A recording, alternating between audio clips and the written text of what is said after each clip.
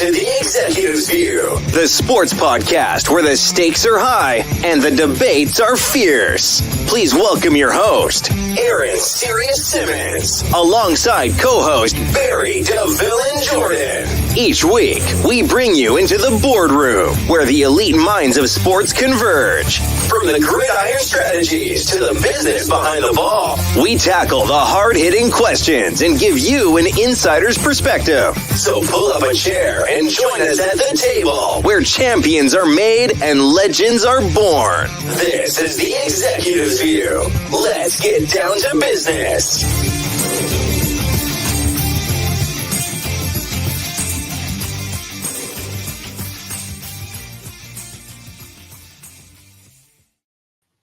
Welcome, ladies and gentlemen, to the Executive View. I'm your host, Aaron Sirius Simmons, and we are the View from on top, man, on a special Monday edition of the Executive View, man. You could be anywhere in the world, but you're here with us, and I do appreciate that. You guys know I don't do this by myself, man. I got a whole slew of gentlemen who are ready to talk sports with me. Shout out to my co-host right there, Barry DeVille, and Jordan's in the building. What's going on, my guy? How we doing, sir? Feel me with no hands. The villain is here in the building. I'm recovered. Serious, I'm recovered. It was a tough day. It was a tough day. We're about to find out real quick, fast, and in a hurry. But before we even get into that, man, Larry's in the building. What's going on, my guy? How we doing this evening, sir? Yo, what's the deal, fellas? We here on a Monday, man, doing it like we normally do. Hey, yes, sir, man.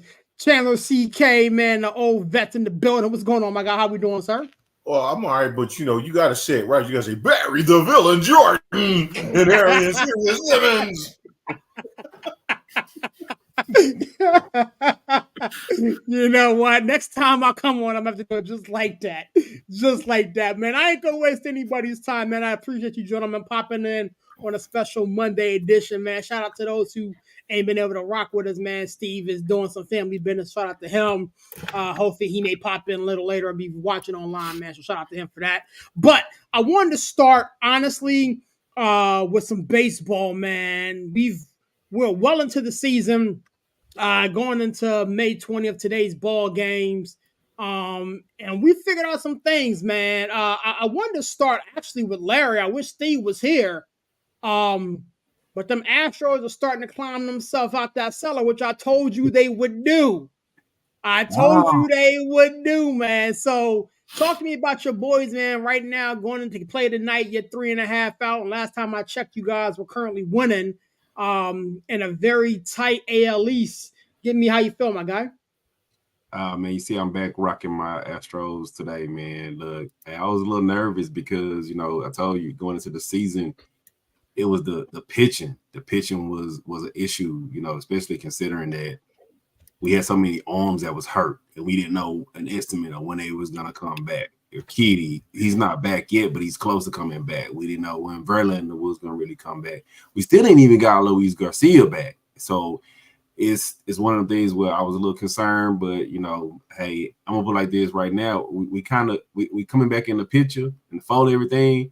But we are eating pretty good right now. We're eating on some lean meat over here. It's not like we beating up on the big dogs. I know we got two people rocking the Yankees hats in here right now, so they doing their thing. But we're not beating the top teams. But a win is a win. And, it's not where you begin, it's where you end. Well, honestly, man, I will say this though, man. Like for the Astros, and again, I'm not going to sit here and pretend to be kind and friendly about the Astros, but I will say this, man. At the end of the day, cream always rises to the top, right? And where the Astros started, I kind of felt was not really indicative on how they would end. I was sitting here against my better judgment, trying to keep you and Steve from jumping off the ledge here. And I mean, here you guys sit. You know what I'm saying? I mean, well, it was one of the things, man. You know what? It was one of them things where, like, Hunter Brown, he just picked up his first win the other day, and it's like you were expecting, certain guys to do certain things. Right. And the things you were expecting from me, we wasn't getting. So now you're kind of like wondering, okay, is the pitching going soft? We all know once your pitching goes soft, it's a wrap. and not getting the production from those guys made me, I guess that's what made me and Steve kind of worried, because we knew what we were going to get from the top end of the rotation is what you're going to get from the back end. I will say this, when it comes to Astros, they're climbing back into it. It's still a pretty big hole, but we all know how baseball is. Pitching always be hitting. They actually leading the league in hitting right now, which is crazy considering their record. But pitching always be hitting, and we're gonna be one of those teams at the end of the year that just has an abundance of pitching. Right, and that's the thing. Like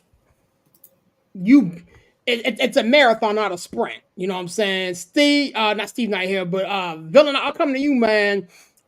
We could talk Astros if you want. I know you and I ain't trying to do that, but let's give honor where honor's due. You know what I'm saying? They climbing.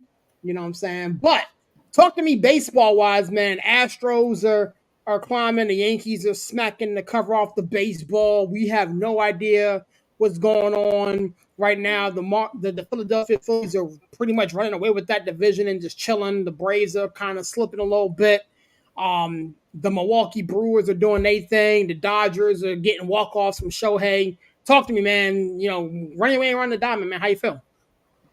I mean, the Astros beat us once. That's cool. Congratulations to them. Now listen, seriously. I mean, since the Yankees, dropped that 3 out of 4 to the Orioles, they've won every series. They've lost only 2 games since then, right? I think they're like something ridiculous, like I want to say like 13-2 or something like that. It's crazy, right? They're playing some really good baseball. And what's really key is so funny because you screamed at me all off season about the starting pitching, and then especially I was going there, especially when Garrett Cole went down. You said we didn't have enough, and Chandler told you there's arms coming. He told you there were arms coming, and I didn't think they would be here yet, but you got to give that starting rotation and that bullpen, the best bullpen so far in baseball right now, and the starting rotation, their praise. You got to give them their flowers, man. Give them their flowers before they're 6 feet under. Like they lead the league in ERA. They're second in the league in batting average against. They got 21 quality starts, which is amazing. Tied for 7th in the league right now. Stroman's pitched a really good game today. Nestor is healthy. He's pitching like the way he should. Carlos Rodon, everybody's waiting for the wheels to fall off. I think the big key with him, and Chandler can attest to this, he's giving up the home runs this year, but last year there were 2- and 3-run home runs. This year they're like solo shots, right? So the damage isn't big. He's getting the strikeouts, the sliders there, the fastball. The thing that got me, I watched yesterday's game before I turned on to the next game. I think it was the 6th inning. He walked the guy with 2 outs. He walked the guy, and then he's like, I got this. And then he was throwing about 94, 95, maybe hitting about 96, struck the guy out in 3 pitches, 97, 98, 98, emptied the tank, reared back, threw that fastball, hit it if you can, and got the out. So I love what I'm seeing from him.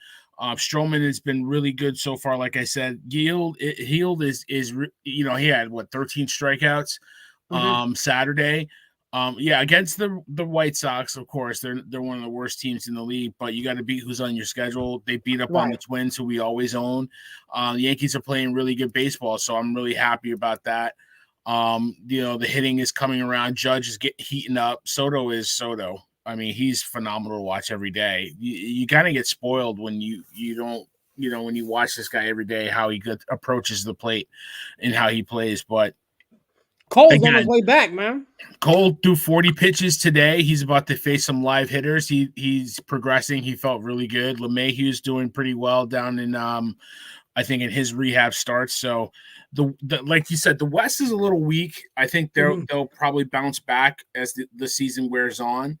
The A's had started off pretty well. They fizzled out, but the Central is pretty interesting. The Royals are playing some really good baseball right now. The Guardians are playing well. They just beat the Mets 3-1, I believe. So they're playing good baseball as well.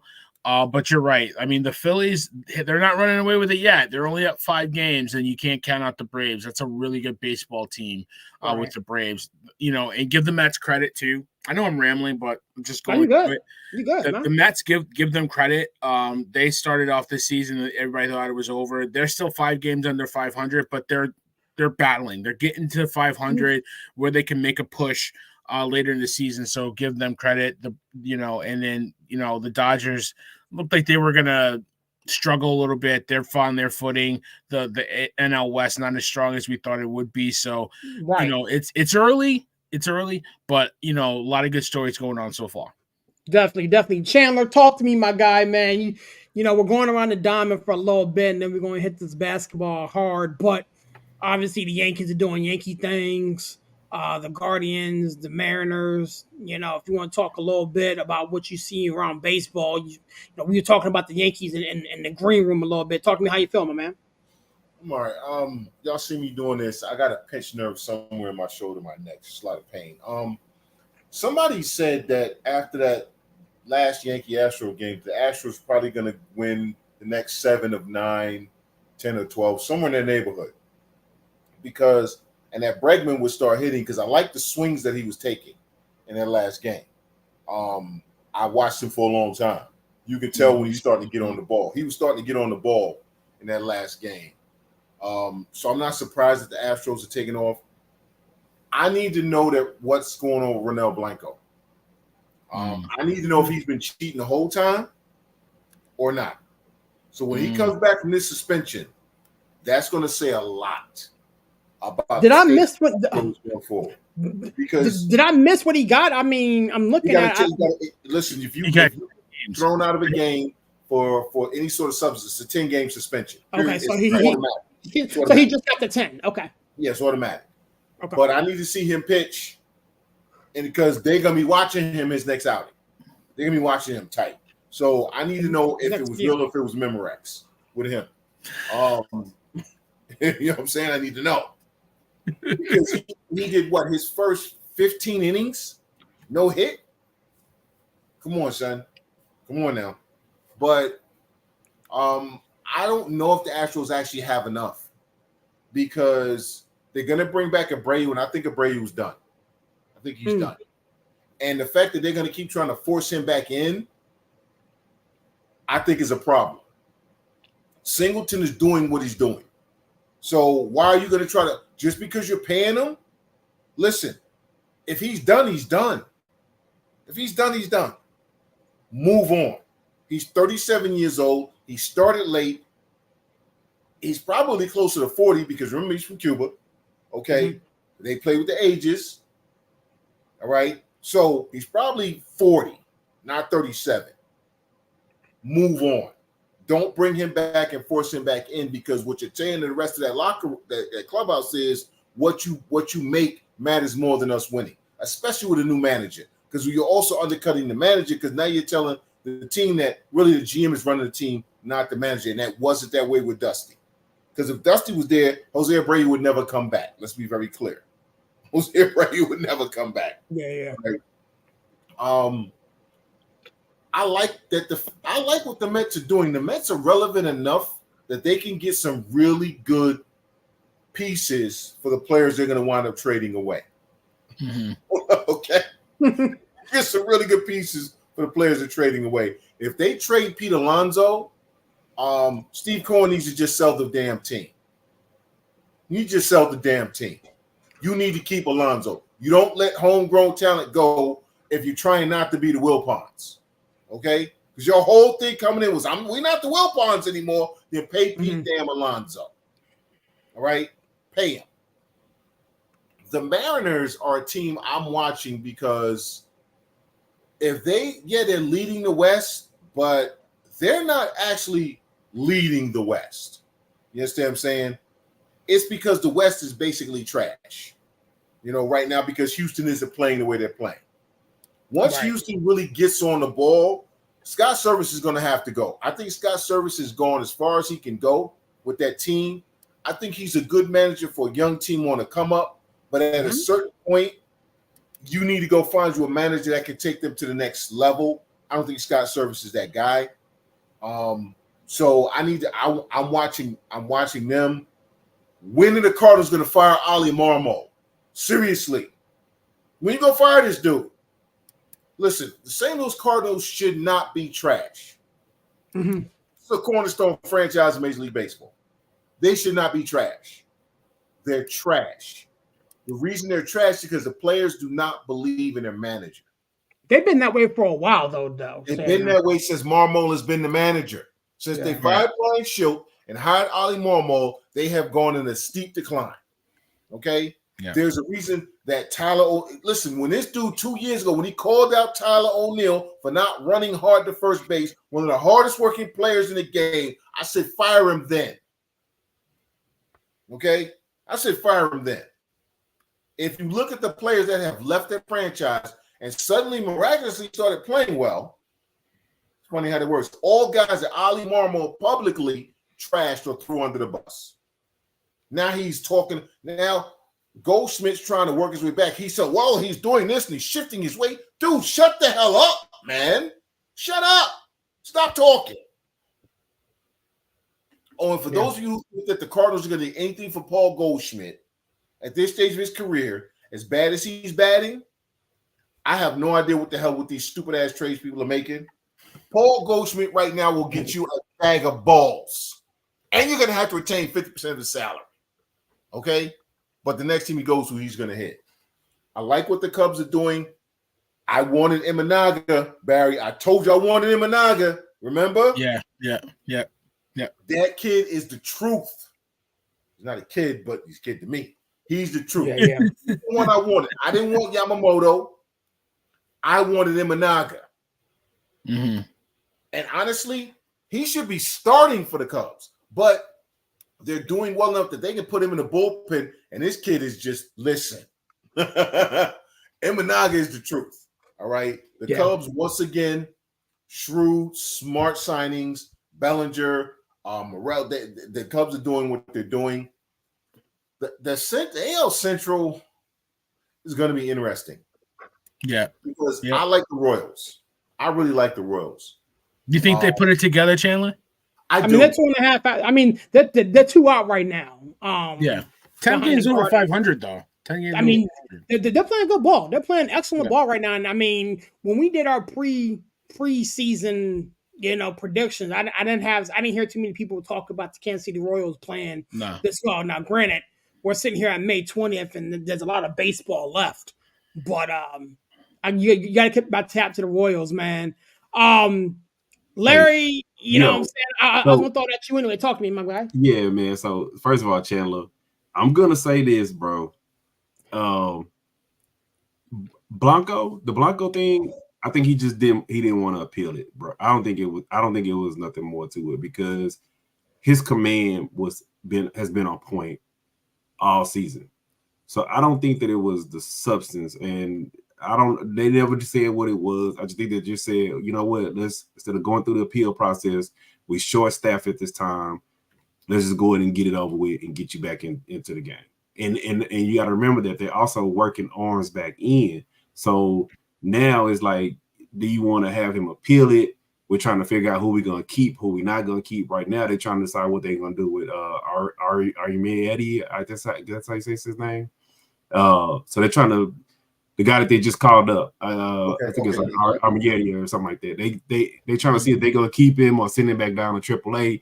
So I just think it was one of those things where it's only 10 games. Let's go ahead and get it over with. Let's see what's what. And I'll put it out there, and I'm gonna say a ugly name out there for y'all. Clark Schmidt, go wash your hands off and come back in the game. Yeah, why you pointing fingers? That was Domingo Germán, by the way. Yeah, that was it. Yeah, go wash your hands no more. Now, every time, you know what? I'm just gonna be that guy. Like every time when it comes to the Astros, it's something. But the Yankees. It was because y'all stay cheating, man. Why are you trying to put the blame? The sign stealing didn't stop at the Astros. Serious? What they covered it up with the Yankees. They gave the rest my man over here code switching. He over here code switching, man. Top it. like I say, I got homeboys that played in MLB, and they say, man, if you ain't trying to get no kind of edge, you ain't trying to win. But the Yankees, of course, if you ain't cheating, you ain't trying hard enough, right? We're not going to straw man this. We're not going to straw man this. We're not going to straw man this. Okay. But I'm just saying, you've heard it on Blanco, and I need to see him pitch when he comes back. That's all I'm saying. I'm gonna just say his command of his pitches, and you can't. A substance is not gonna have your command the way his command was. It actually will. Yeah, but it gives you that spin rate, man. It gives you the spin and everything else. So I mean, yeah, but I get that. I get the spin rate, but his command of his pitches, he was literally. You could see where he was kind of at that level last year, but this year you could see where he made the leap at. And I don't think it's the substance. I just think that he's been pitching really good. He actually made the transition I thought I was gonna get from Hunter Brown this year. This sounds like an Astros fan sticking up for his guy. I'm just saying when the Yankees do it, you hear like two sentences about it, and it gets. You know what we at? Come see us. Come on, they come for us too, man. They come for us hard, too. But again, I'm gonna give him the benefit of the doubt here. Yeah, I'm just saying, man. We executive view. We here on the executive view. If the Yankees pitchers, batters, managers f up, you know where to come find us, and we're happy to eat that. We don't want no more pine tar issues. We don't want no more, cork bat issues. We'll leave that for them Cubs with the cork bats and stuff. But I'm gonna just say, man, we're gonna see what's gonna happen. The thing that I forgot to even mention, man. Do y'all remember when we did the preseason MLB lookout? And you remember how we was all like, hey, the Diamondbacks and the Diamondbacks and the who else did we say? We said Diamondbacks and we said Rockies because they made. I never said that. No, I'm saying collectively we was on it. We were gonna see what they were gonna do. True, yeah. And I was like, okay, let's see what the Astros did. And we were panicking as Astros fans over here. But the Rockies and the Diamondbacks, after the year they had last year, what in the hell? Here's the thing, man. Like last year, the Rockies were trash last year. They played good last year. Run. But they played well. They played well. Same with the Diamondbacks. I mean, the Diamondbacks are 3 games under 500, and the Colorado Rockies, as I'm looking at it now, have the worst record in baseball. Yeah, that's crazy. It's hard to be the hunted when you've never been the hunted. They had a lot of young players who came into their own, and again, Torey Lovullo, I don't think he's a manager that can handle being the hunted. You know what? I think it's a little bit of that too, but I think that division has gotten so good, and the monster in that division is the Dodgers, and I was expecting them to kind of keep pace, but not fall to where they feel right now. Well, see, I look at the Diamondbacks. The biggest problem is pitching, right? I think that's their problem. I think with the Reds, we want to see what the Reds are gonna do. Same thing with them. Yeah, but the Diamondbacks, their bullpen is trash. Yeah, I mean, to me, like that's why they're struggling. And to your point, I was ready for the Reds to take a leap forward, and they have scuffled out the gate. Yeah. Now they could probably turn it around.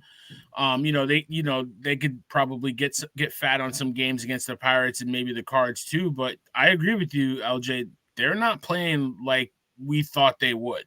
They shouldn't be at the bottom holding that division up. That's on ownership, Barry, because you have a young team that overachieved, right? And instead of buttressing them with some veterans who understand how to win, they basically brought back the same team. Listen, Jonathan India has had 2 good seasons out of how many? Let's be honest, right? You got a bunch of the young kid, the pitcher. This dude throws 100 miles an hour, but he still is walking too many people, right? Your pitchers haven't developed. You didn't bring in veteran pitchers. You didn't bring in a couple of good veteran players to mentor them because, again, ownership is cheap. See, this is where we see the cheapness of ownership in some of these young up-and-coming teams. Like the Orioles used to be cheap. Pirates. The Pirates in the same situation. They cheap as hell. Yeah, exactly. Hey, but I ain't gonna lie. Hey, I watched that first game from Paul Skenes. Yeah. Scenes, yeah. Man, hey, I watched that first game, and he was hitting 100 consistently. But once he starts working on, once he start working on his accuracy of his pitches, look out. Yeah. But will he though? I mean, give the Orioles credit, man. They got some young talent, but they got some vet guys too, and they got guys in the farm system that are coming. They spent some money too. They spent some money. Yeah, they'll spend a little money, but they got some kids in the farm system that if they needed to go out and get a veteran bat or get a veteran arm, they definitely can. The Yankees are in first place. Don't get me wrong, but the Orioles are coming. And the Orioles beat the Yankees in that series, like I said. The Orioles are going to be a problem all year long. All year long. They're going to be a problem. Because they believe. They believe. Yeah. They did it last year and they reinforced it this year. And you know what? I gotta give I hate doing this, but I gotta give the Red Sox credit because I didn't think they would be good, and they just figure out a way. They just figure out a way to hang around. They hang around. That's the manager. That's the manager. That's the manager. I don't know if they're gonna sustain it the whole year, but they hang around. They hang around. I mean, that's the thing with good managers, right? You know what I'm saying? If you're a good manager and you can cultivate the team and you keep them afloat, and then you make a move at a deadline, somebody shakes free, and then boom, as we're blinking right here, all of a sudden, a team, is in the playoff picture. You know what I'm saying? But it's gonna be interesting to see how this whole thing shakes out, man. Again, I can't stand the Red Sox, but the Orioles, to Villain's point, it's gonna be a problem. What's up, my man, Kyle? Man, thanks for popping in, my dude. Steve, I see you, my guy. You know what though? That people are underestimating the loss of the serial dater, we'll call him. Okay, y'all know what I'm talking about. All right. He meant a lot to that team. He meant a lot to that clubhouse, believe it or not. And they're just kind of middling along right now because they haven't replaced him. His defense and that bat, that kid, listen, he was a budding, you could already just start putting HO next to his name and just wait for the F, okay, with the way he was going. The defense was there. The hitting was there. His presence in that lineup mattered. I don't know if they feel that, and I think that's why the Rays are kind of there, but they're kind of not this season. I think that they took a big blow with that. And people aren't talking about enough because it's the Rays. Nobody gives a damn about Tampa. They don't even get fans. But I think it mattered that he's not on that team right now. And for Pittsburgh, the fact that you kept this kid in the minors this long tells us all we need to know about whether you're trying to win or not. That tells us all we need to know. Because he should have been there from day one. Yep. If you were really trying to win, he should have been there from opening day. Yeah, right. Yeah, but you're worried about his options and not having to pay these kids. Exactly. That's it. Exactly. That's what it is. Yeah, you know what I'm gonna tell y'all too, and this is an interesting stat I saw the other day when they was like, and they are like the most under the radar team that just sneak up on you. They were like the last time the Royals was 10 games over 500, they won the championship. Yep. They are like being real sneaky that nobody ever talks about. You don't see them on Sports Center. You don't see a lot of headlines, but they're just winning. Crazy. So we'll see. That's all you need to do. That's all you need to do. Yeah.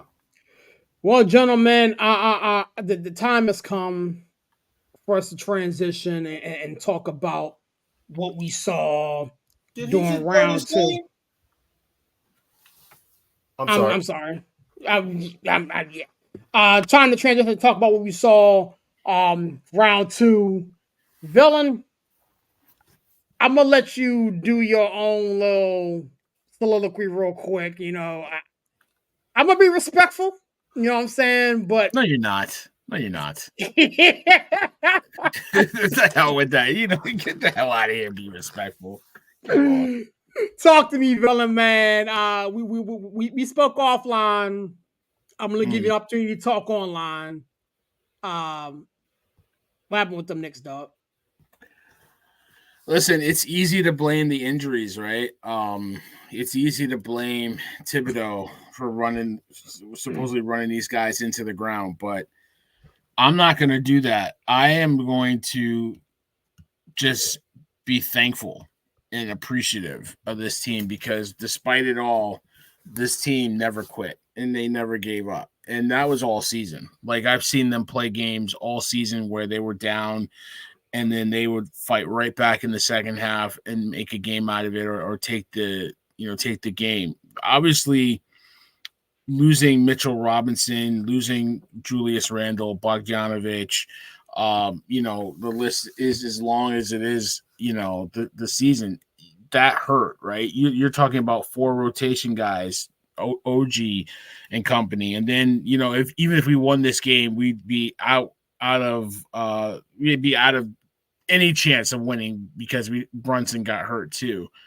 But I mean, I don't want to. I just have to say it's annoying, and not Chandler, but it's annoying in general when people are talking about how Tibbs is running these players into the ground. It's like, first, who did he have left to play? And second, like you're talking about injuries that had nothing to do with minutes, right? Randall's injury, his shoulder injury, didn't have to do with minutes. Like Mitchell Robinson got injured by Joel Embiid. That had nothing to do with minutes. That has a lot to do with a dirty ass play, right? That's what we're talking about. So like Bogdanovic gets hurt by Joel Embiid rolling on his ankle, right? Or rolling on his foot, however it happened in that game. So despite it all, this team, and I've talked to a lot of Knick fans, people I work with, my friends, what have you. Everybody says the same thing. They're pissed. They're sad that they lost, but they're proud of this team. I'm proud of this team. Like it's an event to go to a Knicks game. It's something to. It's a sit down event to watch the Knicks on TV because you're going to get fight. You're just proud of watching this team. Like, you know what I mean? Like they're New York, and yeah, it sucks to lose, but like I'm not hanging my hat, and now we just we're in a great position to move forward, right? We got picks, we got players that we could probably go after in a trade target or what have you. Like the future's bright in New York, and we haven't been able to say that in a long time. Okay. Let me jump in here, seriously. Barry, where are you from? Connecticut. Okay, so don't tell me what New York is. That's the first thing. Okay, if you're not from New York, you don't get to say what New York is. See, what are you talking about? I'm right here, dude. I'm right here in the building. You're from Connecticut. That's another state. Dude, no, dude. I'm in the tri-state area. I get Knicks. Are you from New York, Barry? Are you from New York? So I can't. All right. So I have no opinion on what it is to be in New York because I'm. No, you don't, because I have no opinion on what it is to be. I don't have no opinion. I'm 10-15 minutes from New York. I can't tell you what it is to be from Connecticut because I'm not from Connecticut. Okay. That's what I'm saying. So serious. Everything I said, just strike it from the record. No. There's somewhere I'm going with this. I'm going somewhere. No. Everything I said, we're done. It's good. Everything I said about being a Knicks fan and all that stuff. Just no, I can't. I'm from Connecticut. I can't. No. You can root for whoever you want to root for. No, I can't. I can't. I can't. Right. I'm a Knick. I'm from Connecticut. I can't root for anybody. I'll go get a Hartford Whalers jersey and I'll wear that because I can't give my opinion on New York because I've never been there. I've never had a hot dog off the street. I've never been to a Knicks game. I can't. You're not from New York, Barry. Exactly, and so my opinion doesn't count. So honestly, it doesn't. Yeah, you're right. I got the Hartford Yard Goats. So I'll root for that baseball team. I got the Connecticut Sun. So I'll do the WNBA. So that's as close to the NBA as I just with a W on it. I got a Hartford Whalers jersey, so I can chill with hockey for a little bit, and that's it. That's it. Yes. That's all I got. And the reason I said that is this is my issue with Knicks fans that are not from New York. Okay. Because I ain't proud of nothing this team did. Let me be very clear. I'm born and raised in Brooklyn, Coney Island. All right. I ain't proud of nothing. Okay. They got to the second round. Big deal. We got to the second round. I don't give a damn about the second round. See, I'm old enough to remember when the Knicks actually mattered. I'm old enough to remember the Knicks winning championships, not second round 7-game defeats. Okay? I used to root for San Diego Rockets. I remember Rudy Tomjanovich played for them. I'm San Diego Rockets. You're from New York. You're from Brooklyn. I can't tell Larry what it means to be a Rockets fan. Okay, you're from New York. You're from New York. You can't root for San Diego. I was watching the Rockets before he was born, and I can't tell him what it is to be a Rockets fan because I ain't from Houston. You understand what I'm saying? I can't tell him, they represent the city. I don't know a damn thing about city of Houston. I ain't from there. I'm from Brooklyn. I can tell you what it means to be from Brooklyn and be a Knicks fan from Brooklyn and know that this team, right, was running to the ground by a coach who did the same thing with Chicago Bulls. OG Anunoby should not have been playing until the playoffs started.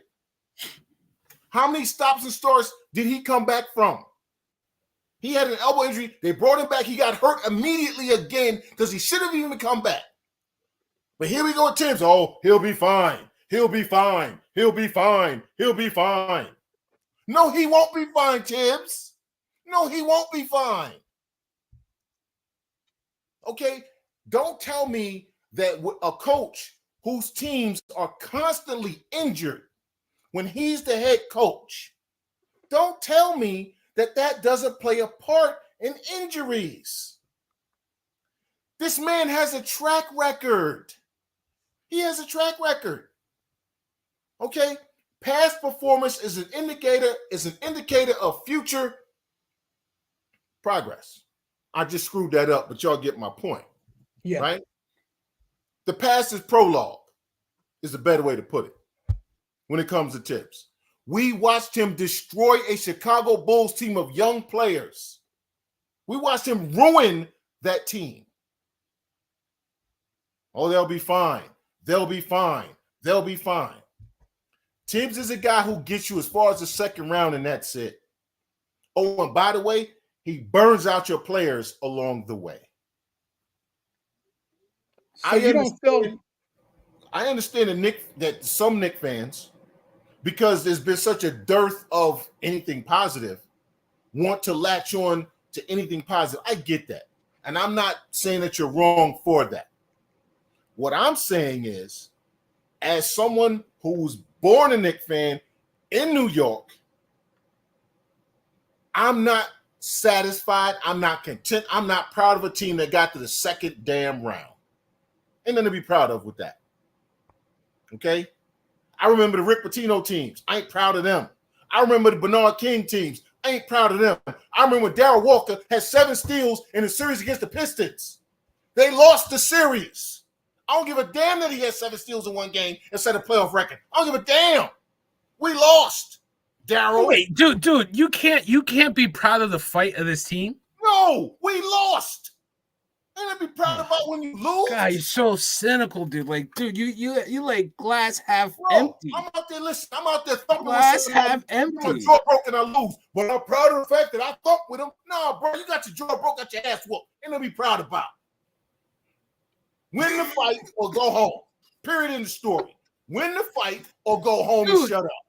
Oh my god! Oh my god! So I mean, okay. honestly, I can't co-sign this. I cannot be. Yeah, I'm disappointed, but I can't. Like this team had no business being where it was. Like, did you expect them to go to the Eastern Conference Finals when the season started? I absolutely did. All right, we're done. We're done. You absolutely did not get lost. When the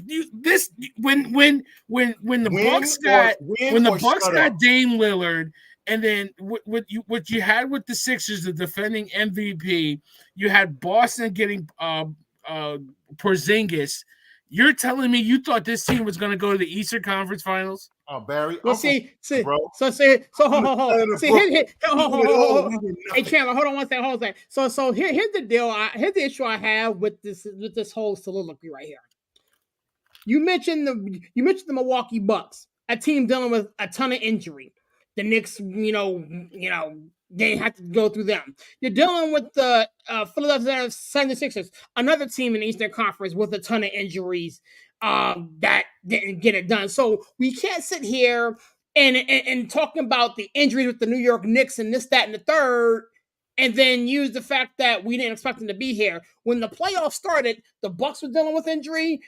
Joel Embiid, let's keep it a buck. We came on this very show and said Joel Embiid needs to shut that shit down. He shouldn't even been playing. So, again, I'm going to say what I got to say about the Knicks in a minute, but I can't sit there and let you both talk about, let Villain talk about, you didn't think the Knicks would be here when the playoffs started.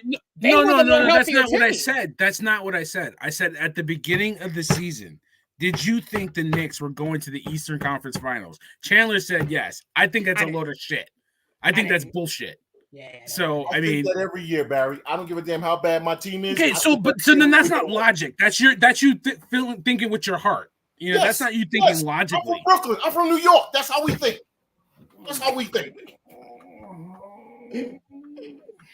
Yo, Larry, talk to me, my guy, man. You see what's going on, man. Yo, let the dog make the picks, Chandler. Let the dogs make the damn picks. You're lying. You're lying. You're lying to the people, Chandler.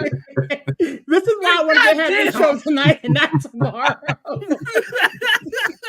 This happens on a Monday night. I should be laying in bed watching wrestling, pissing my wife off. But no, man, I gotta sit here argue with Chandler and his dog about the Knicks being Eastern Conference foes at the beginning of the season, and he know that's a lie. He wanted Tibbs fired before the season started. He know that's a lie. He wants Tibbs fired now, aka Chandler hacking a FanDuel account. Hey, everybody got their inner Cowboys fan in them. No, don't you do that. Don't you put that evil on me, Larry. Don't you do it. Don't you do that. Inner one. You know, hey, we're going to the championship every year, man. You know what? Get the hell out of here. Oh my God. Hey, and I'm like this, man. You know, hey, I'm from Houston, and I'll tell you this, man. You know, we got surrounding cities, so you know they claim Houston too, man. Be like, nah, man, that dude from the Woodlands, man. That is not from Houston, you know. Hey, but you know, everybody got them like that, so you know, I'm gonna let Barry claim New York. You know, he's New York adjacent. You know, I've been told I gotta go to the WNBA. No, so man, I'm rocking. Hey, the Connecticut Sun are 3-0 right now. They beat Caitlin Clark twice. Man, I got the Sun. I got UConn Huskies, 2-time champions. So that's all. The only basketball I'm allowed because Chandler said I'm not from New York. I'm not even from Port Chester. I can't even claim I'm not even from Port Chester. Schenectady or whatever. Man, look, we're gonna get him a PO box in New York.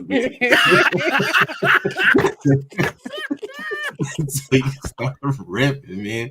Like, I get mail in New York, man. I get mail, bitch. Yeah, the government recognized me. Yeah. Get him a train. You know, like when you catch the train in New York, get him one of those passes showing he commute every day or something. That's right. You know, we're gonna let him be what he be, but you know, just hey, you know, I had to lighten the mood up real quick, fellas. But just switching the subject, when it comes to like New York, bro. So I get what you're saying, Barry, but I kind of lean with Chandler, man. Like, dude, people was literally over here. People was what's the guy he had to play? The guy they got from Detroit. I can't remember his name right now. Burks. Burks. Dude, Burks is a scorer, bro. People forgot he was on the team. Yeah, but see, what happened was when he played him, he wasn't hitting shots, so they had to take him. But you know what I'm gonna tell you? You gotta cut minutes, bro. You got to. This is where you start seeing all these little lingering injuries popping up. Ankle here, hamstring here, abdominal pull here. You have to start limiting these guys' minutes. So, and I get it. You know, you go into the season, the Knicks they need to go into every season knowing that Julius Randle is not going to be available.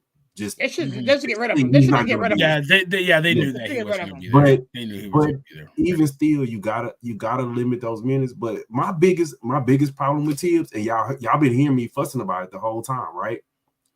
Don't run a track meet with a track star. Don't do that. Y'all tried to run with the Pacers, who are known for the highest pace of play in the league. Why would you try to do that? Because you know what happens when you get you. I'm gonna tell y'all a little funny story. First time I ran 100 meters, first 50 meters, oh, I'm winning. Coming around that backside, coming to that finish line, I feel like my legs is about to give out on me. Because when you try to run with track stars and you don't, and you're not, your team is not built for that. You're not trained for that. You're not built for that. Yeah. They never tried to slow the pace down. They tried to keep the pace up with the Pacers, and you could tell they could not keep that pace. And that's Tibbs' problem. Tibbs is known for defense.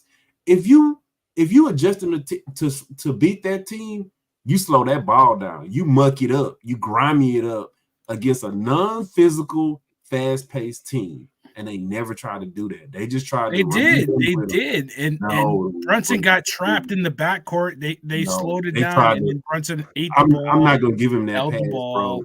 They tried to run with him. They were jacking up threes. DiVincenzo, he don't care if it's 3-on-5, 2-on-1. He pulling. And I get it. He played amazing. But you can't keep up that pace. And you're trying to keep up a track run with these guys, and they end up just running them out of this gym. You could tell by that game.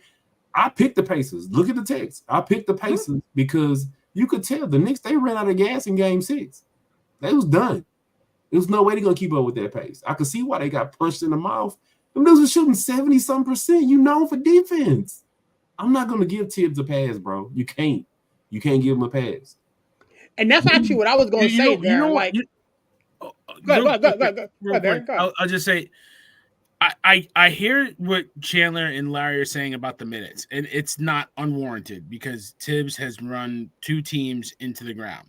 I'll give you that. There has to be a happy medium, right, between light minutes and heavy minutes. But we're also the guys that are crying about load management. We bitch about I'm not fussing about load management. I'm just saying load management. I'm not fussing about load management. I'm fussing about the fact that, and even before load management even came into play, you know, when the team, they kind of then secured their spot, they'll start limiting guys' minutes, or they'll, you know, it's always been like that. But if you notice, going down the stretch, Brunson was still playing like 45 minutes a game. I'm not even going to say that. I'm not going to even say that. Here's the bottom line. Again, load management, whatever the case may be, Tibbs got out-coached. Period. He did. Rick Carlisle wanted to play this game in the fast lane. Even if I give the Knicks fans the injury situation, even if I give Knicks fans the fact that they were men down and whatever the case may be, that's not news to Coach Tibbs. You have to make adjustments and muck the game up. And in the game, he did make adjustments. He did because you tried to outrun a track star, to borrow Larry's analogy. Here's the thing. In the games the New York Knicks won, they were physical. They grabbed boards. They slowed the pace down. They made key shots. Josh Hart and company were all over the place. In the games they lost, they tried to outrun them. They tried to outrun the Pacers. And they out-rebounded them. Rebounded them. And still were losing the game. See what I'm saying? So wrong with them. So at the end of the day, gentlemen, we can sit here and it feels like we're throwing shade at the Knicks fans, but ultimately this loss of this series falls on Coach Tibbs. Yep. It does. It honestly does. And I'm not on the fire Tibbs bandwagon like Chandler is, because I think he did a halfway decent job. And I think should his players come back and are healthy and they figure out what the hell to do with Julius Randle, because I do not believe he belongs on this team. I do not believe he belongs on many other teams, but another conversation for another day. But I do think the Knicks will find themselves back into this position, and I do honestly hope that Tibbs learned his lesson. Now, if recent history is any indicator, I don't think he has, because to Chandler's point, he's done it at every step he's been to. But I'm not going to sit here and say, you know what, I'm going to consider this a web. Jalen Brunson said it like this in his post-game interview yesterday. They didn't win a championship, so it's a failure. So if your star point guard is saying this season is a failure because you didn't win the chip. I refuse to sit here and allow Knicks fans to get to be halfway impressed or halfway satisfied with them having another second round exit, regardless of how we thought the season would go on. It's irrelevant. I didn't say that this season was a success. I didn't say that. But a lot of people I said I'm proud of this team. That's two different things. I'm proud of the fight of this team. I'm proud of the grit of this team. I could be proud of this team and still say that the season wasn't a success. I think that's two different things. So I didn't say this. I didn't say this season was a rousing success, and let's throw a fucking ticket tape parade and down in the Canyon of Heroes. I didn't say that. I said I'll tell you this season was a fail because we didn't win the chip. But I can tell you that I'm proud of 1 through 12 on this freaking roster of guys that just fought, especially when everybody started to go down. They didn't quit. They didn't bend over. They tried their hardest, and they fought till the end. But that's their job. I get that. That's 1 through 7. That's a lot of people's job. They don't fucking do it. Okay. I mean, what are we talking about? That's a lot of people's job. Like, what about the Suns that got bounced out by the? That's their job to win. How did they look? They got freaking swept. Like, what are we talking about here? T'Chaka, relax. All right. Yeah, that's his dad. I'm T'Challa. That's his dad. Okay, my bad. Seriously. Like, we could say that for a lot of teams. They got the Lakers. They got gentlemen swept. You know what I mean? The Suns got swept. Like, what do we? You know what I mean? Like, the Knicks they did far more with less. You know what I mean? Like, what are we talking about? That's part of the problem. But that's part of the problem is the fact that you have so many players that don't want to play for Tibbs. Okay, that do not. Not anybody on this Knicks team. No. Not anybody on this Knicks team. If you look at this roster, right? And again, I go into every season saying, as a Knicks fan, we're gonna win a championship. Yeah, do I know deep in my soul we probably won't? Yeah, but that's my expectation. Okay. But the reality is that we can't get some of the better players that would really fit this team because they don't want to play for that coach. Because they don't want their career short. Who would you want to play for that coach on this team though? Who would you want? Well, okay. Who would fit on this team? Because Randall doesn't. I agree with Sirius. Anthony Edwards, who we're never going to get. Anthony Edwards, who we're never going to get. Anthony Edwards is a dog, and he would fit, but that will never. Who they're not going to get because they're worried about now taking shine from Brunson, which I don't think should be a factor. No, okay? I don't. I'll tell you. I mean, Zion if Donovan wanted to come to New York, I think he could force his way out. I don't see Zion. I don't see Zion leaving the Orleans. Donovan Mitchell, they chose not to. Zion no, can't but play. I think Donovan's a different case now. I think he could force him and Garland aren't getting along. No, I think if he wanted out, if he forced his way to New York, he could do that. And I don't know who said Zion. Zion is not a fit. Yeah, but who are you going to give? Who are you going to Zion, he been wanting to come to New York since he got drafted. But he's not a Tibbs guy. And he keeps saying for Mitchell. You don't have enough to give any Cleveland anything for Mitchell. You honestly don't. We got 8 first-round picks. Okay, Cleveland's going to want players also. They want players. I don't know. So we ain't got no players to give them other than Anunoby. Okay, you can't give him up. And they're gonna want wings. They don't want wings. If he doesn't opt out, if he opts out, he's unrestricted. I think he stays. I think he stays. But now, what I think you should do is move Robinson, right? Because Oklahoma City needs a center with some girth. Okay, because Chet Holmgren ain't that, right?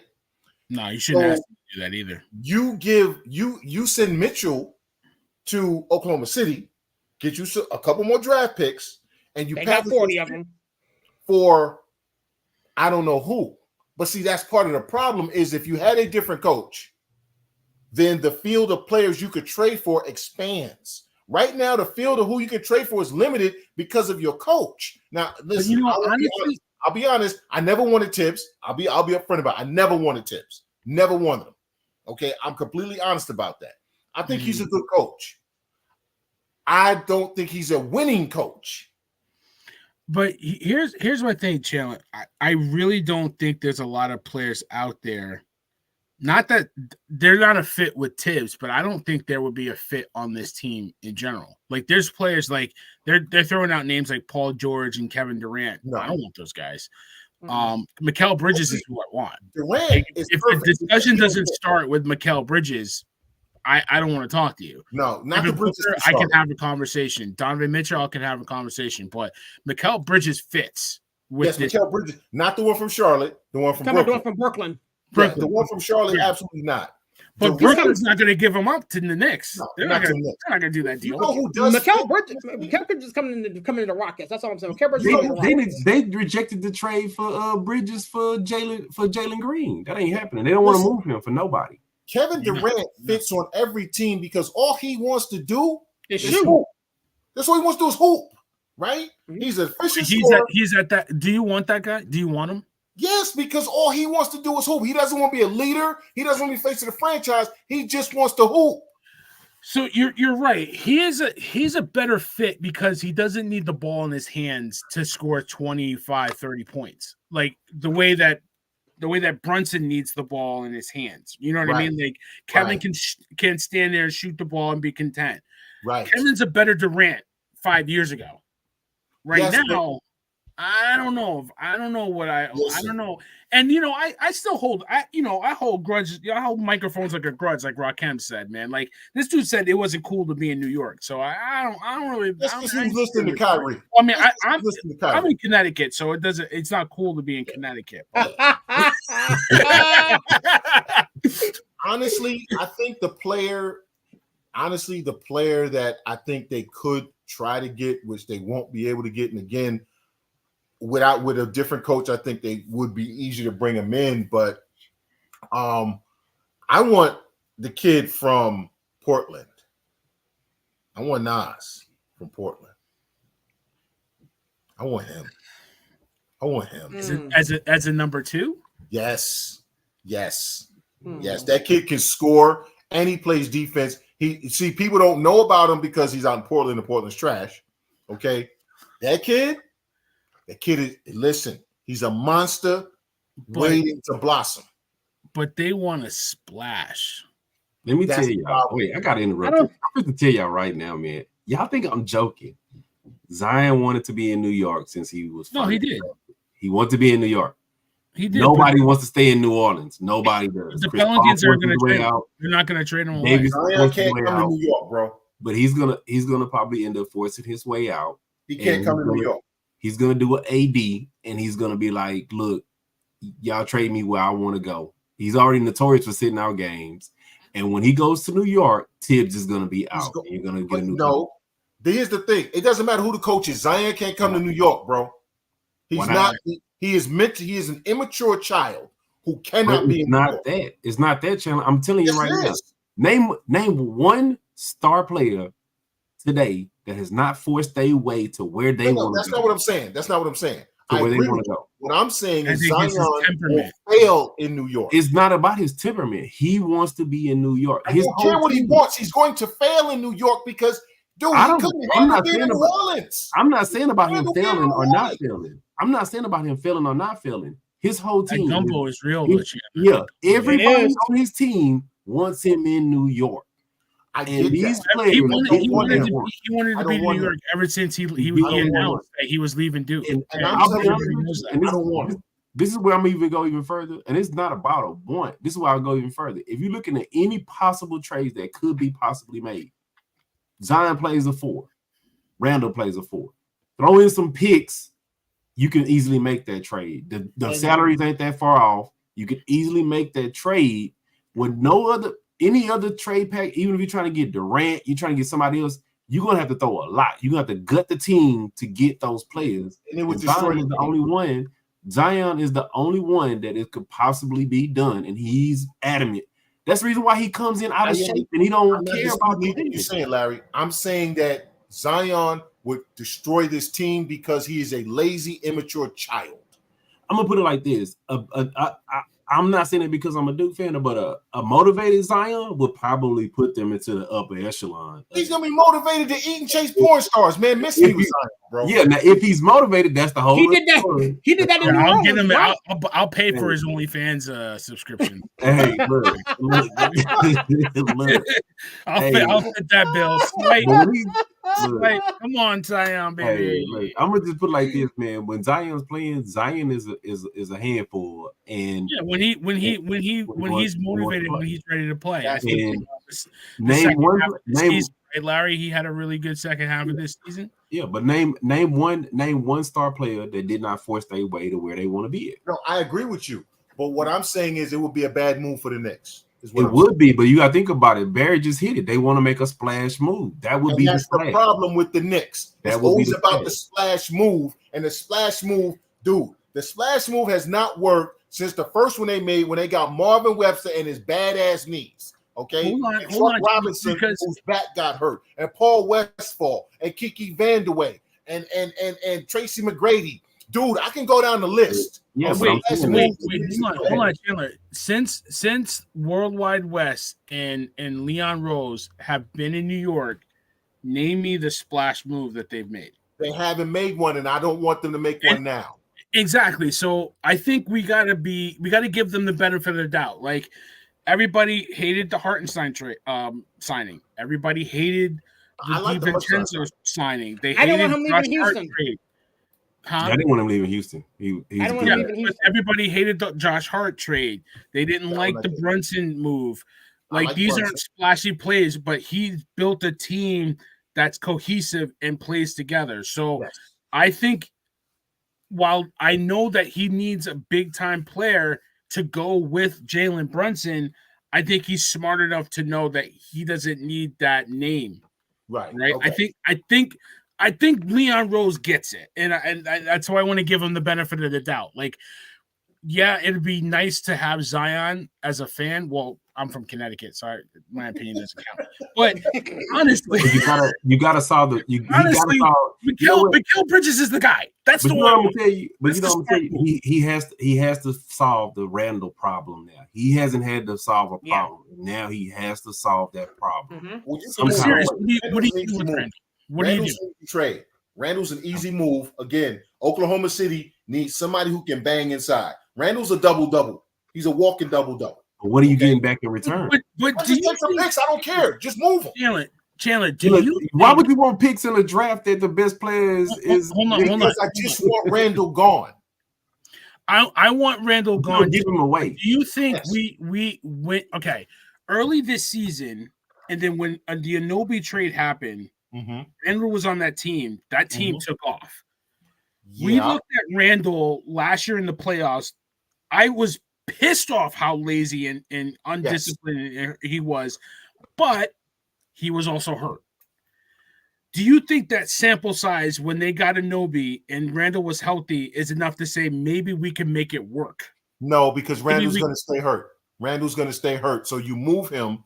Honestly, but do you think that was a freak injury though, Chandler? Like, no, he's been hurt every year, bro. He's been hurt every year too. Okay. Chandler, you just talked about getting Zion with his moody ass. No, you talked about getting Zion. But I'm just saying you said he couldn't handle it, and Randall had a whole meltdown in the playoffs last year, which is why I want him moved. Why I want him moved to Oklahoma City.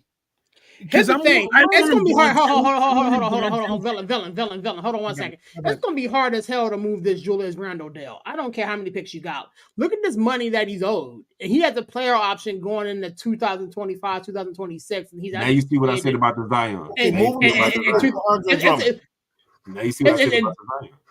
Wait, so how much is he owed? How much is he owed? Right now it's $30 million. That's the cap hit right here. All right, what about Drummond in Chicago? Remove him for Drummond and Caruso. That's chump change, though. Serious, like for an all-star player. Yeah, like, can we move him for Drummond and Caruso in Chicago? But look like Jaylen Brown just got $300 million. Jaylen Brown's available for an all-star.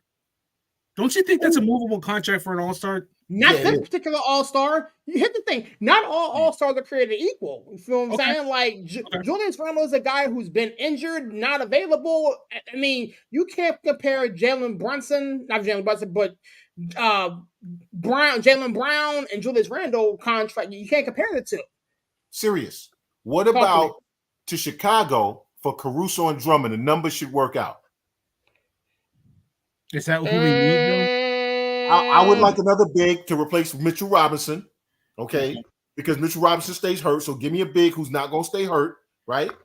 Who can play alongside Isaiah Hartenstein because he's already playing alongside another big in Vucevic, right? He fits in that role. Listen, Andre Drummond gets you rebounds. If he don't get you nothing, he get you rebounds and get you blocks. Alex Caruso, defensive guy, will fit in perfectly with this team. And then we can then take the picks or whatever we get with Mitchell Robinson, right? And then we can spin that into something else where we're gonna go try to get again this kid from Portland. Nah, it's from Portland. But Chandler, the Bulls not moving Caruso. The Lakers tried to get him back and they told him no. They not moving Caruso. The problem is we need scoring.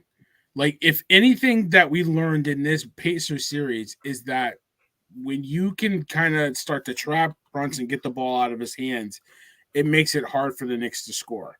That's why I want the kid. That's why you needed that number 2. That's why you would have liked to have a healthy Randle in the series, because you didn't have a number 2 that can score. I don't mind Drummond for the rebounding and the defense, but I need a scorer. That's the problem. Well, that's why I want the kid from Portland.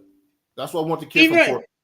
Even on the trading machine, that ain't gonna work because the money ain't right. Really? So what is the how much money do they have? It said the Bulls over the luxury tax threshold with this trade, and the income and upgrade salaries exceed what's allowed. So it's a money thing. Like Andre Drummond is getting $3 million. Alex Caruso is getting 9.4. Yeah. Okay. And again, Julius Randle's almost at 29 mil. So even it ain't gonna work. So what about Bridges? What's his money like? Serious? Let me check real quick. Y'all talking about dudes that basically are untradeable. Yeah, they're untradeable. Even the kid from Chicago, they was like, no, they're not. I mean, from Charlotte, they're not trading him. Mm-hmm. They everybody's been trying to get the 2 Bridges, the Bridges from Charlotte and the Bridges from the Nets, and they've been turning out every single offer for those guys. They're not trading them, and not for Julius Randle. Now somebody just makes them an amazing deal, then yeah, but they're not trading those guys. But I think right now Randall's hot value is not going to be any higher than it is right now. That's my gut, because I feel like I happen to disagree with that. I happen to disagree with that because honestly, at the end of the day, Julius Randle has to go out there and play and play well. You know but if he goes out and doesn't play well, I feel like his value drops. I think like the mystery of if he can come back is better than him coming back and being meh. That's just my gut, but I could be wrong. Yeah, I feel this works. So this works. How much money does Bridges have? 21.7. Yeah, but the Nets are not going to trade him to the Knicks. Trade him. Yeah, exactly. Not to the Knicks, unless he forces his way, and I don't see that. I don't see that happening. He ain't really got the leverage to do that, though. He doesn't have the leverage to do that. Right. They turned down They turned down the Jalen Green trade for him. Yeah. And if you ain't trading for Jalen Green for Bridges, you definitely ain't doing it. Whoa! I'll take Jalen Green. Jalen Green. Get off my man. Get off my man. Now he's not. Now he's probably on the untouchable list after the end of the season he had. What about Cunningham? What about Cunningham from Detroit? Hey Larry, there's that Zion when you was talking about. Ding ding ding, ding ding ding, bing bong, like Barry said. No, wait, no bing. What about Cunningham? What about Cunningham from Detroit? Because he ain't getting along with Monty Williams. Ain't nobody getting along with Monty Williams. Anybody. I don't think he's a fit. I don't think he's a fit. And he's only been there 3 years. He's number 1 overall pick. I don't think they're going to move from him. He's going to his 3rd year, right? They're not going to move him not that quick. Not a number 1 pick. Those guys they get like the money's not going to even match up there. I don't think. Yeah. No. But it'd be interesting to see what the Knicks, but the Knicks do have to make a move. They have some decisions to make. They got to bring back Bogdanović, I feel like, and I feel like they have to bring back Anunoby. I think what you traded away for OG, you can't let this guy be a half-season rental. That's just unacceptable. No. You got to bring this guy back. And I think he fits. I think he is the perfect fit on this team at that position, better than a fit than Barrett was. So I loved. I wish they could have kept Quickly. Quickly was the guy that I didn't want to see going. They didn't want to pay him. They didn't want to pay him because they have to make a move this year, and they couldn't make a move and pay Quickly because Quickly's money was going up. Yeah, but you're gonna get rid of Randall. Are you? Here's the thing: we want them to get rid of Randall. Since we're supposed to get rid of Randall, these love him. Like I don't know if he got pictures of the owner or something like that. They love this guy. There's things to love about Randall. Like, don't get me wrong. I love Randall. Like when he plays, he gives you max effort on the offensive side, on the defensive side. He plays pretty much as he possibly can when he doesn't get hurt. Like he is a lot of what you like to see in New York. I mean, not as a true, I'm not a New Yorker, I'm a Connecticut guy. But I mean, he does embody what it means to be a New York Knick. So, from a Connecticut point of view. But honestly, he doesn't fit with Jalen Brunson. He doesn't fit. What about Trae Young? What about Trae Young? Oh, if that dude ever steps foot in the Garden with a Knicks uniform, I would Nancy Kerrigan that fool. I'm just saying he's a scorer, right? He's a scorer. You put him off the ball, right? You cut down his turnovers. Chandler, you reaching, bro, because you don't want to play off the ball right now. I don't want you reaching, bro. Listen, I don't want Pretty Ricky in the building at all. He don't even want to play. He don't even want to play off of DeJounte, and he making DeJounte play all kind of position. That dude, Pretty Ricky, what they call him. Yeah, I do. Pretty Ricky's call. Yeah, my man Kyle said it pretty good, man. Trae Young is not allowed to be. No, I am reaching. You're right. I am reaching over here, man. He's sitting there trying to pull up my whole cards, and I'm from Connecticut, and then he's trying to put evil on us with Trae Young. I'm trying to get rid of Randall. Okay, I'm trying to get rid of Julius Randle. I am too, but I'm at the point where if it ain't happening, it hasn't happened already. It's not going to happen. The only feasible trade is the one that I just told y'all. Y'all don't want to hear that, but that's the only feasible trade. No, dude, I want to hear it. I just don't believe it's going to happen. I'll even go even further. I don't want to get my hopes up. I'll go even further. I wanted this guy for 2 years. I wanted him for 2 years. Look, I'll give y'all even further reason why I say that, right? Every star is one out of New Orleans. I mean, I'm gonna be real with y'all. New Orleans ain't a place that you really kind of want to be at. It's a small market. How about Brandon Ingram? And Brandon Ingram, absolutely not. Brandon Ingram. They was like he wants out of New Orleans. Brandon Ingram's lazy. And y'all talking about a cheap owner. You telling me, oh, I can get Randall and I probably can offload him somewhere and I get a bunch of picks. Oh yeah, the business they'll sign up for that in a minute, and they'll be like, oh yeah. And she cares about the Saints. She don't care about that team. She only cares about the Saints. The numbers she cares match. about keeping money on that too. She cares about keeping money on both. But I'm just saying is that that's a trade that would probably be a willing trade partner. Especially if they could find a third team to take Randall and all they getting back is draft picks. Oh yeah, they'll sign up for that. Oklahoma City. You got to loop. You have to loop Oklahoma City in. You have to loop Oklahoma City in on any trade because they need somebody that can score inside. That was obvious in the playoffs. Randall can score inside. They got picks to burn. Exactly. they got picks to burn. And I think Julius Randle would actually work in Oklahoma City. Honestly, I don't think he and Shea would get along. Him and who? I don't think he and SGA would get along. You don't think so? Shea can get along with anybody, bro. Shea can get along with anybody.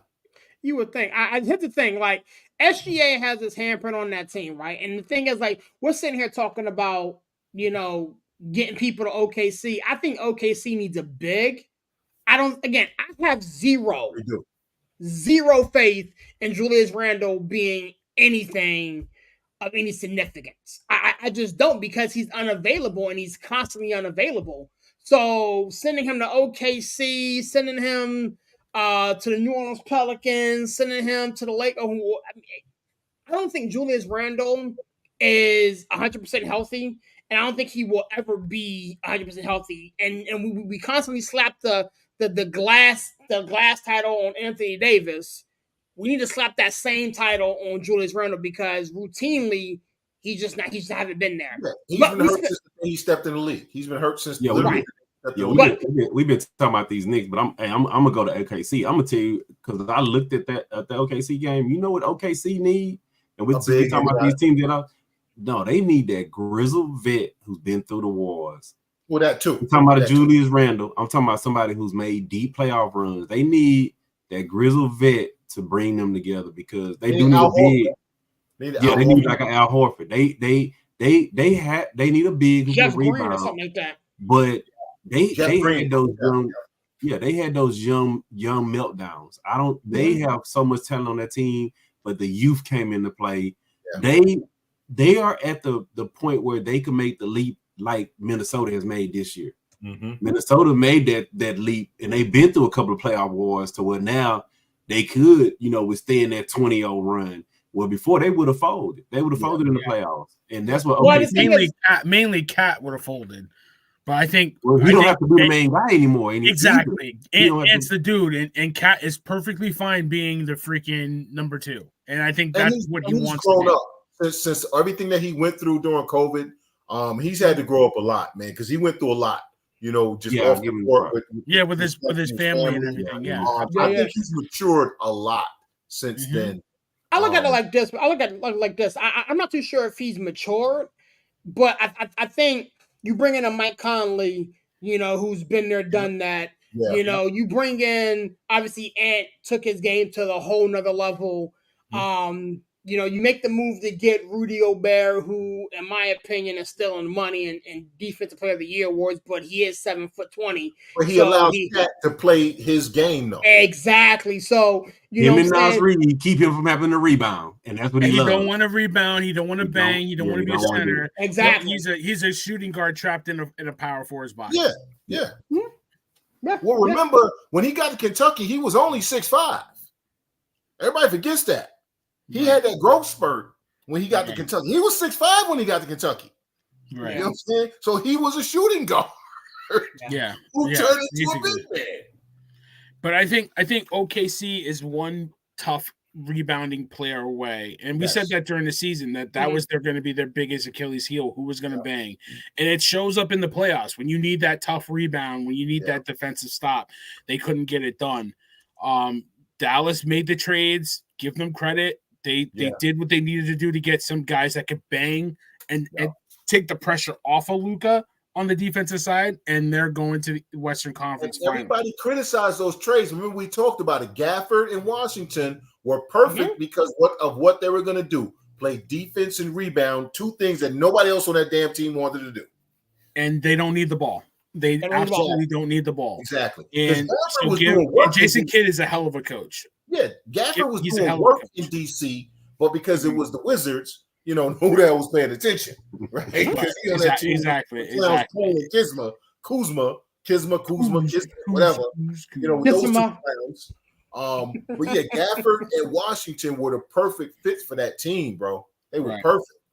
Right. Yeah. And I really like this Western Conference matchup. Mm-hmm. Listen, Malone for the Denver Nuggets, he better be writing his apology right now because what he did in that post game was atrocious. Listen, but you got punched in the mouth, and give them credit. They were up in that game at home, and they just didn't close the deal. And I know it's frustrating, but the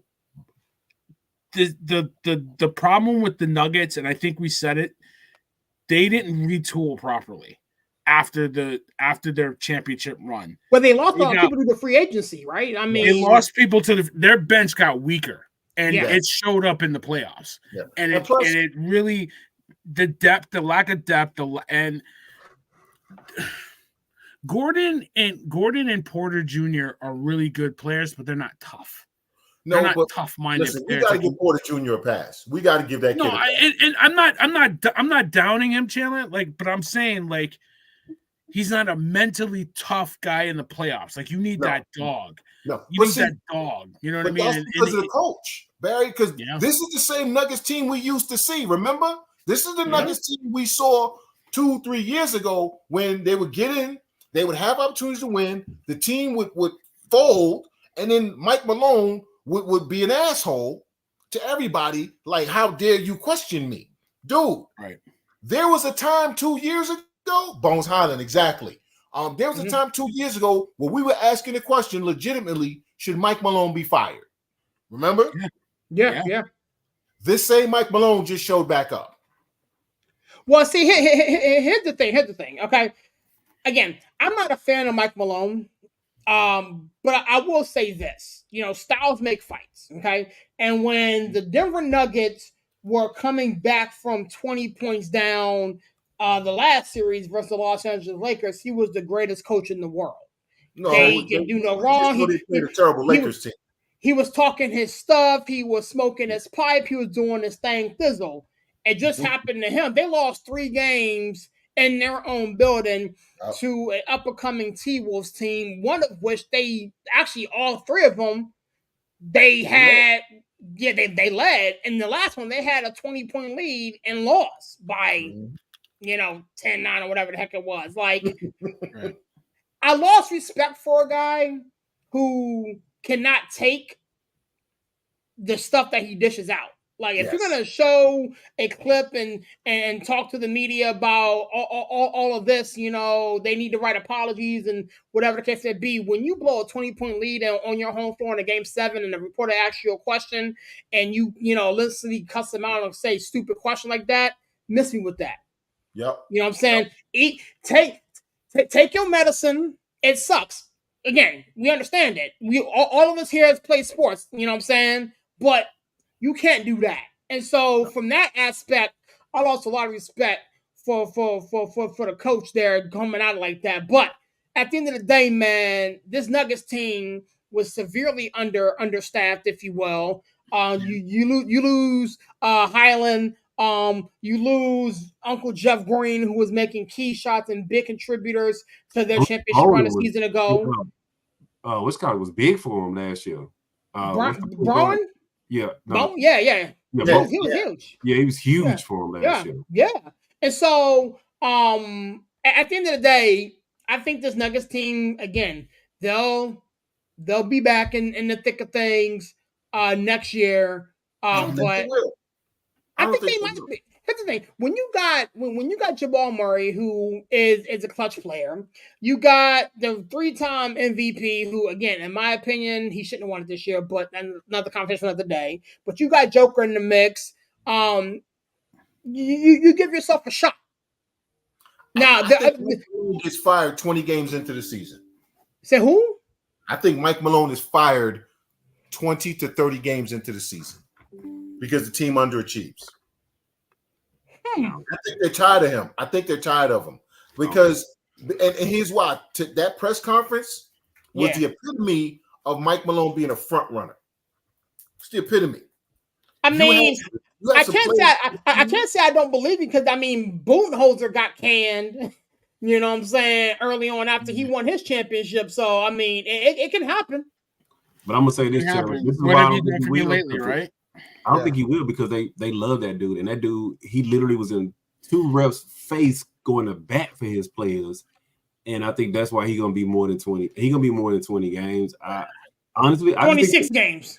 Well, I just think that they dip. But when you look at the Nuggets, they'll be back in the mix because 1 through 5, they're there.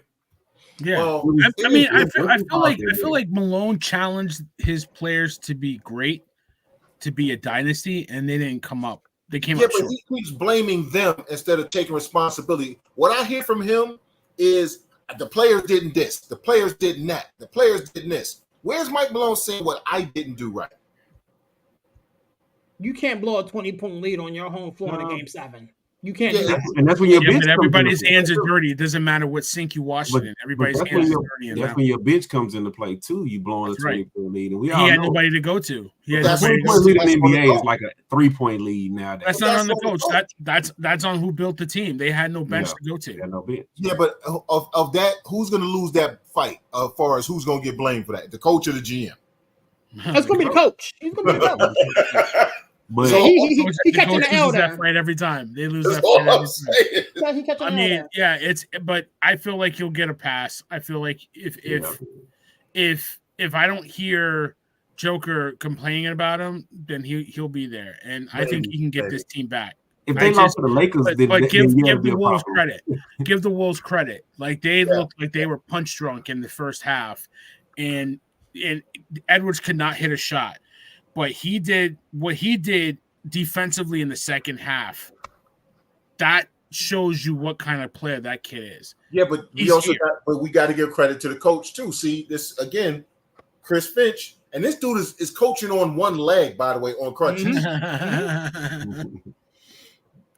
I'm just saying, I like Mike Malone. Again, I think he's a great coach for a young team to establish culture, to establish how you're supposed to be a professional. Up until they won that championship, I didn't think he was a coach who could take you over the top. And this season just reinforced that for me. I think they just caught lightning in a bottle last year, but I don't think Mike Malone is a coach that you're going to consistently win championships with. I don't think it was lightning in the bottle. I just think that they ran into a better team. They basically ran to the team that they executive built to beat them. Oh, that's true too. I mean, they ran into Tim Connelly built them to beat them, and I just think they ran into a better, deeper team. And y'all always hear me say it. I'm a boxing fan. Coming off of that Lakers series, even if it was a gentleman's sweep, was much harder than playing against those Suns. And you could tell those first two games they were still a little punch drunk. They was going through the motions them first two games. Yeah, and dropped. Aaron Gordon just need to work on a mid-range jumper his entire career. That's a true statement. He's still getting paid. He still had to do it. So, but as a fourth option on a team, how many other teams have a better fourth option? Yeah, that's true. Yeah, that's true. Yeah. So, before we get out of here, we the next time we the Eastern Conference and Western Conference final will be set. So there'll be some games played. So I kind of want to see how you guys felt about this Minnesota versus Dallas matchup as we prepare for the Western Conference Finals, man. Chandler, I'll come at you first, my guy. It's gonna be a fun one to watch, man. How you feel? I'm going with Minnesota because I still don't trust Kyrie Irving. I will never trust Kyrie Irving. And I think, and Anthony Edwards already said that he wants to take Kyrie. Kyrie, when guys actually want to play defense on him, I've watched him not really, you know what I'm saying? We watched it with Boston a few years ago when he was with the Nets. So I'm going with Minnesota over Dallas. I think it's 6 games. I think it's 6 highly entertaining games. But I think the defense and the size of Minnesota, because they have more than just Cat and Gobert. They can go 6 deep size-wise. Dallas can only go 2 deep. So I'm going with Minnesota. Okay, he's going or just the West. We'll go over to the East in a minute. Villain, talk to me, man. Minnesota versus Dallas series kicks off Wednesday. How do you feel, my guy? Ant-Man is going to lock up whoever he wants to lock up, whether it's Luka or Kyrie. I think he's going to probably get the matchup against Luka. That's just probably the natural fit. And they'll probably double off of Kyrie to make sure that he doesn't get going. I mean, give the Mavericks credit. I think this team is better than I thought they were. I wanted to hate on them so bad because I can't stand Luka. But I'll be totally honest with you, but they're a tough team. They got a good coach. This will be Minnesota in 6. Minnesota on 6. Larry, talk to me, my guy, man. Minnesota T-Wolves, Dallas Mavericks. I'm going to keep it consistent, man. I think it's going to be Minnesota in 6. I think it's going to be a battle every game. I don't think that it's going to be, any blowouts. I think it's going to be a battle every game because they're kind of evenly matched. Hopefully, Mike Conley, is a hamstring I think he has. Hopefully that's healed up by the time they tip off because he's big, man. He's big for their team. But I think it's going to be a 6 game. And of course, I'm from Houston. I'm never going to say a Dallas team is going to win. Yeah. I feel you. This is preseason or something, and the games don't count or don't matter or something. It's an exhibition. But yeah, I'm going with Minnesota too. And I've always been a fan. I like to see teams get to a final or win a championship who've never won. And I would definitely want to see Minnesota in the final. Yeah. Well, here's the thing for me, gentlemen. Like, I too am a Houston Rocket fan, so I can't in good conscience pick the Dallas Mavericks to win here. But I will say this. I think this is going 7. I think this is going 7. I think the way both of these teams come into the series, both of them are playing some amazing basketball. You got this series is star-studded from both ends of the coin. I just honestly believe at the end of the day, the Minnesota Timberwolves are deeper than the Dallas Mavericks. Obviously, Luka's going to do Luka things. I don't care who's guarding him. Kyrie's going to do Kyrie things. Ant's going to do Ant-Man things. But at the end of the day, I think the Minnesota Timberwolves win a very entertaining 7-game series, getting them to their first ever NBA Finals. It's going to be interesting. I don't think we need to waste a lot of time on the Eastern Conference. I think that at the end of the day, the Boston Celtics make quick work out of Indiana Pacers. But does anybody believe that the Pacers have a shot here? Yes. Yeah, I think the Pacers have a shot to show up to Boston. No, the Pacers are going to get let into the building. Pacers and no, listen, honestly, the Celtics are going to give them 2 games because the Celtics are going to do Celtic things. Right. That's what they're going to do. It'll be Boston in 6 games because Boston will hand them a game, and then we'll be saying that this team is an underachieving mess that can't close out, and then they'll win it in 6. I think Pacers win in 7 because again, Boston's going to give them 2, and Indiana is going to steal 1, and then they go and in the 7th game, Jason Tatum is going to show up, but Jaylen Brown won't. Miles Turner is going to eat. He's going to murder Al Horford. I kind of feel bad for that guy. KP's not going to play. I'm going to tell you right now, KP's not playing. He won't play the first 2 games. He's going to miss the first 2. He may miss the whole series. I think he's going to miss the whole series. Yeah. And if he missed the whole series, then Miles Turner is going to be the difference in this series. Well, see, here's the thing. Like, actually, I do think Boston wins this series. But the Indiana Pacers have what I like to call pesky gnats that just annoy the heck out of you. Like they pressure the ball full court. They have no problem picking you up as soon as you throw the ball in. Again, like the New York Knicks, failed to do, are the Boston Celtics going to be able to muck this game up? Like, if you get into a track meet with a runner, the Indiana Pacers are going to run them out the jump. Point blank in the discussion. So I do think Boston wins this. Again, my man Kyle's talking about TJ McConnell. I mean, he would. I mean, Knicks fans will know. I mean, I'm not sure Barry's allowed to be a Knicks fan, but Knicks fan will know about TJ McConnell. You know what I'm saying? So, again, like a pest. So I do think Boston wins it. Man, I got heat for TJ McConnell, cuz. You're a cornball. With that being said, the next time we link up, go ahead. My bad, man. You know what? I want to give my 2 cents in real quick. Just 2. If KP plays, this would have been a wash. But I don't know about you guys. I'm a big Drew Holiday fan, and I think that Drew Holiday is going to make the difference between them going a 7-game, like Chandler saying, than a 6-game.